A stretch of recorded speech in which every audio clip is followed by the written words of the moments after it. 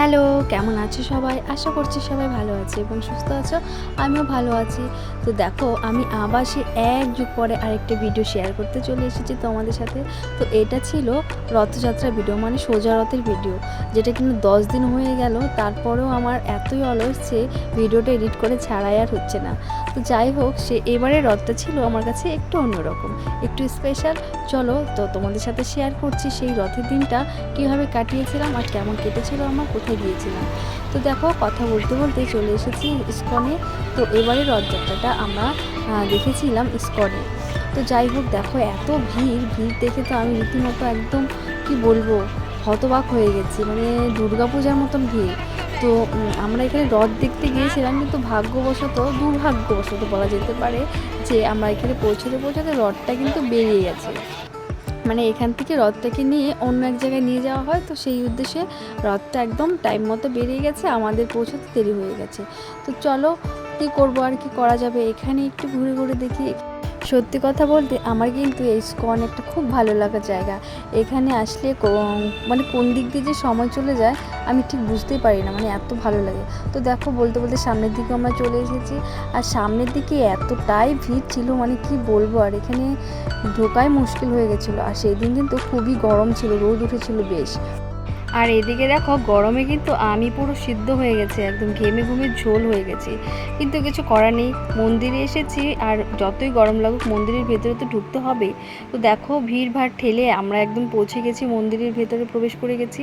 তো এখন এখানে একটু বসবো, গান কীর্তন হচ্ছে সেটা শুনবো। আর চারিদিকে দেখো, সবাই কিন্তু ক্যামেরা ধরে বসে আছে আজকে, মানে ওই নো ভিডিও নো রিলস যে পোস্টারটা আছে, সেটার কিন্তু আজকে আর কোনো কাজ নেই।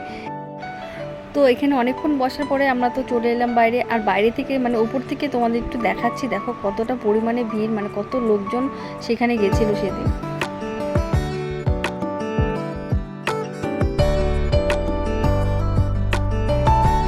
তো অনেক হয়েছে ফটো তোলা, রিলস করা। তো এখন আমরা এখান থেকে বেরিয়ে যাব, মানে রথ দেখার জন্য এসেছি। তো রথ যদি না দেখি তাহলে কেমন হয়। তো যেখানে রথটা নিয়ে গেছে, তো এখন আমরা সেখানে যাব রথ দেখার জন্য। তো বেরিয়ে পড়লাম, এখন জুতো বাছাবাছি হচ্ছে কার কোনটা। রথের দিন বেরিয়েছি, আর এখন পর্যন্ত একটা রথও চোখে পড়েনি। তো রাস্তায় যেতে যেতে ছোট্ট একটা রথ দেখলাম, আর সেটাকে আমি একটু ভিডিও করে নিলাম। তারপরে দেখো, চলে এসেছি আমরা যেখানে রথ নিয়ে আসবে, ডাবগ্রাম মাঠে। তো সেখানে এসে তো মানে কি বলবো, দারুণ লাগছে, কারণ এই প্রথম আমি শিলিগুড়িতে রথ দেখছি। আর মানে সবটাই আমার কাছে নতুন, দারুণ লাগছে। দেখো, যেখানে 7 দিন ধরে ঠাকুর থাকবে, সেখানে যে এত সুন্দর ব্যবস্থা করেছে, মানে মনে হচ্ছে সত্যি সত্যি মন্দির এটা। তো যাই হোক, এখানে এসে দেখি যে এখনও রথ কিন্তু এসে পৌঁছায়নি এখানে। তো কি করব, চারদিকটা একটু ঘুরে ঘুরে দেখছিলাম আমরা। আর হ্যাঁ, এখানে পাশে কিন্তু আমার কাকার বাড়ি। তো যেহেতু এখনও রথ এসে পৌঁছায়নি, আর আমার বোন কিন্তু আমাকে বারবার করে ফোন করেছিল যে আমাদের বাড়িতে কবে আসবি, কখন আসবি। তো আমি ওকে বলেছিলাম যে তোদের বাড়ি যাবো না, পাশ থেকে ঘুরে চলে আসবো। তো ও কিন্তু মনটা খুব খারাপ হয়ে গেছিলো। তো এখন সেখানে আমরা গিয়ে ওকে কিন্তু একটু সারপ্রাইজ করে দিলাম। ও ভাবতে পারেনি যে চলে আসবো ওদের বাড়িতে। তো ও কিন্তু বেশ খুশি হয়েছে। তারপরে ও রেডি সেডি হলো, ওকে নিয়ে আমরা আবার বেরিয়ে পড়লাম। তো যেহেতু তখন রথ আসেনি, পৌঁছায়নি, তো এখন এবার গিয়ে দেখি যে রথ এসে পৌঁছেছে। আর মানুষের লোকজনের ভিড় দেখো, এবার আবার ঢোকাই যাচ্ছে না। একটু আগে ফাঁকা ছিল, এখন ঢোকা যাচ্ছে না। তো চলে তো এসেছি, কিন্তু রথের সামনে ঢুকবো কী করে সেটাই ভাবছিলাম, মানে এত ভিড়, সামনে গিয়ে পৌঁছানো মানে যুদ্ধ করে যাওয়া। তো যাই হোক, অনেক যুদ্ধ করে কিন্তু সামনে গিয়ে পৌঁছে। আর চিনি কলাও কিন্তু দিয়েছে সামনে থেকে। তো এত ভিড়, ঢুকে তো গেছি, এখন কিন্তু আবার বের হতে পারছে না এখানে কি। তো যাই হোক, সব মিলিয়ে আমাদের রথের মেলা কিন্তু দারুণ কেটেছে। আর তোমাদের কেমন কাটলো সেটাও জানিও। আর আমার ভিডিওটা ভালো লাগলে একটা লাইক, কমেন্ট, শেয়ার করে দিও, চ্যানেলটিকে সাবস্ক্রাইব করে দিও। আজকের মতন ভিডিওটি এই পর্যন্ত, দেখা হবে আর একটি নতুন কোনো ভিডিওতে।